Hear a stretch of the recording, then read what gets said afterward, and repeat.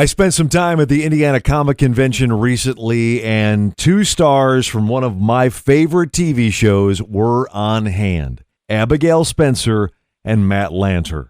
In this episode of Doses of Dan, you will hear from both of them recollecting Timeless, why it should still be on, and of course, Matt is also the voice of Anakin Skywalker from the Clone Wars. So, without further ado, let's check in with Abigail Spencer and Matt Lanter. I'm here with Abigail Spencer in Celebrity Row from probably one of my favorite TV shows of all time, Timeless, and I'm still bummed that it got canceled. You and a few 100,000 people, I think. Oh my God. A couple other people, yeah. It was such a great show. Oh, thank you. What's so nice about being here in Indiana today, because this is my first con, is to hear that over and over again, how much the show means to people and how it still feels present for them, even though it's a time travel show. So it's great. And I'm here with my buddy Matt Lanter, and being able to visit with him and just revisit that time of my life has been very, very special. Lucy and Wyatt are in the house, just missing Rufus now. I know. The next one. We had to come test the waters to see if we could expand for the whole time team. The Wyatt fans have been delightful. Delightful. Yeah. Now, if you could skip to any moment in time, if you could go back in history, if you can get in the lifeboat, where are you going? Oh my gosh, 2016, 2020. I'm kidding.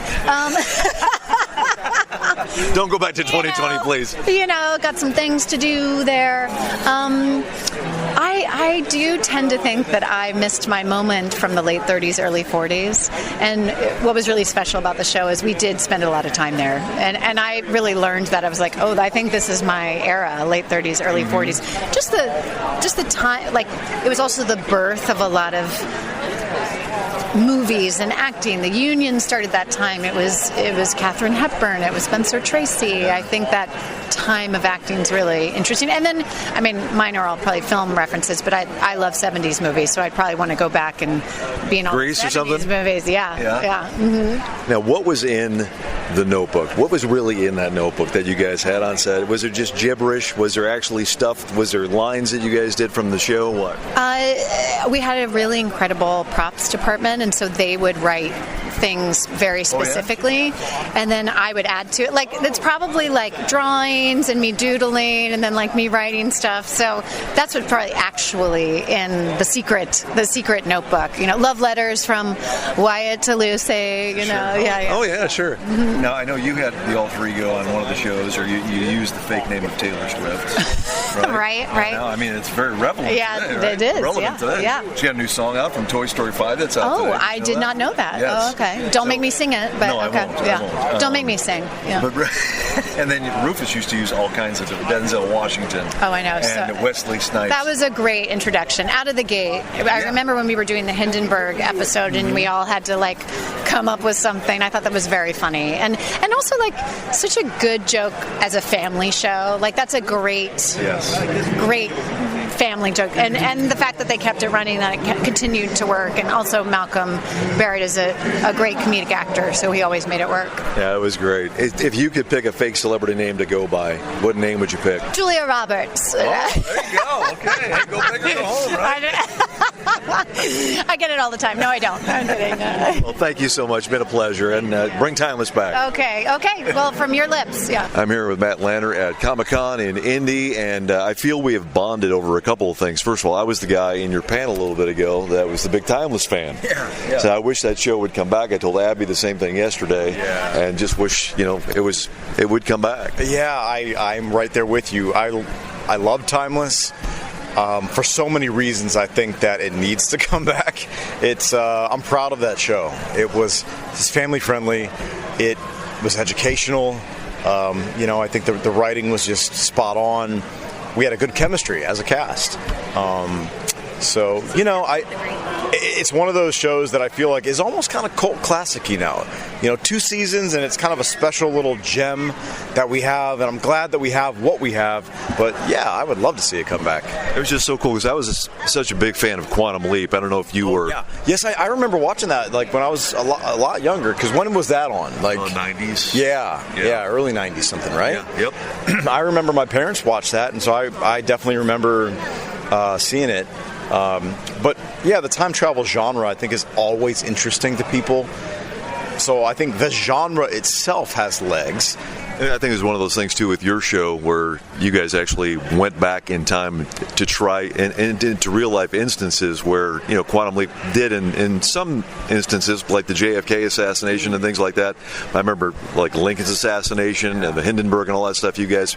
It was a learning. I think you said that in the panel, that it was you learned something from it. Yeah, I think that one of the cool things that I think Timeless did is we learned about the event or the main famous person, but we also saw what was going on around that event and around those people and some of the people that you don't see as much. For example, Abraham Lincoln's son, who was there, and we got to know him a little bit, and we got to see his feelings and his emotion from that night.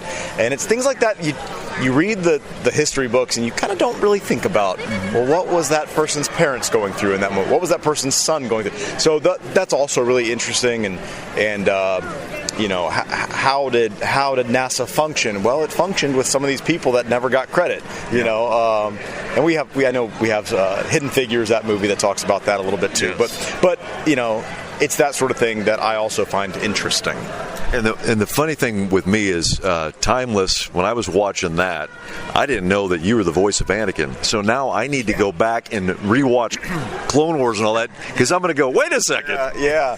I did 90210 for 5 years when I was younger, and I had a very split base of fans.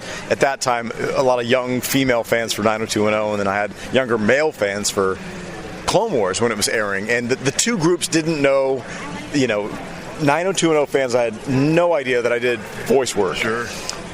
Star Wars fans had no idea that I had on-camera work. And so I get that a lot, actually. People going like, I knew it was you because I was watching Starcrossed or 90210 and I recognized the voice, and, vice versa. So. Just clicked. Yeah. So is this your first con, or you've done many of these? No. In the last few years, we've been doing quite a bit. I mostly do them with my Star Wars castmates. Obviously Star Wars is a huge thing in a lot of the cons, so we've been doing them a lot. But we were doing a little kind of experiment here with my co-star Abigail from Timeless, right, to see kind of what the reaction was and see if we could do some Timeless events. I think we would like that. We love each other. We had a great time doing it. We have a lot of laughs together. So it seems like the passion for Timeless is, weirdly enough, still around after 10 years. So I don't know. Maybe we'll get to do some more together and do some panels. But yeah, I've been doing a lot more in the last few years with the Star Wars stuff. Star Wars does not go away, as you probably know.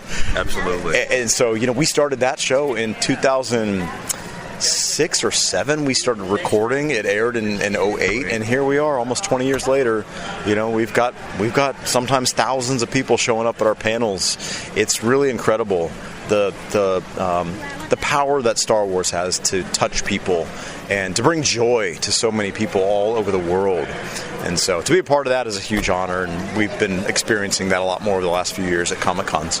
Is there something that stands out to you that somebody has brought to you to sign that you're like, oh my gosh, where did you come up with this? Or what's the thing that really is, that you remember the most?